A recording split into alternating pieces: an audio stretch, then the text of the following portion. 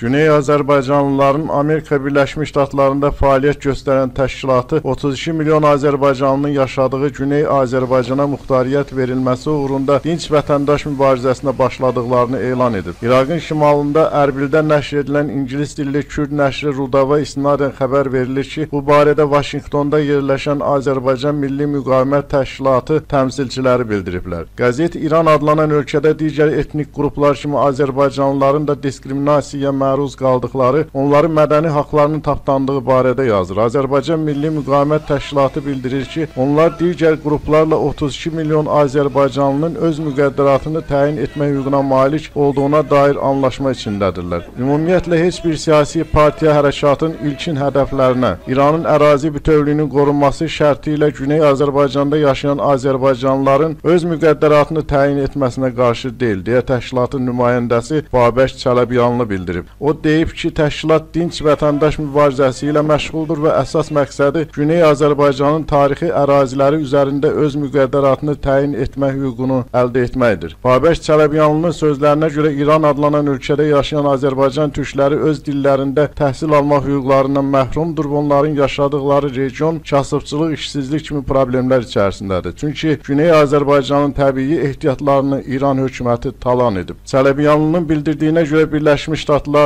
və Azərbaycan, Türkiyə kimi digər ölkələr hələ də Güney Azərbaycanlıların hüquqlarının müdafiəsinə qalxmayıb. Ona görə də Güney Azərbaycanlıları hökumətin farslaşdırma siyasəti qarşısında tək qalıb. Təşkilatın xarici əlaqələr üzrə təmsilçisi Kərim Əsgəri isə deyib ki, Türkiyə və Azərbaycan etnik yaxınlığına baxmayaraq Güney Azərbaycanlıları dəstəkləmir. Səbəb onların öz daxili problemləridir. Onun sözlərinə görə Rusiyada öz geosiyasi maraqlarına görə Güney Azərbaycanlıların hüquqlarının təmin olunmasını istəmir. Əsgəri deyib ki, İran adlanan məmləkətdə Azərbaycanlıların indiki milli hərəkatı yenidir və əsasən Sovetlər İttifaqının dağılmasından sonra vüsət alıb. Hərəkatın məqsədi İrandan tam müstəqilliyə nail olmaqdır. Əsgəri Qərb kütləvi informasiya vasitələrinin də onların problemlərini işıqlandırmadığını deyib. Onun sözlərinə görə bunun əsas səbəblərindən biri İranın qapalı ölkə olmasıdır.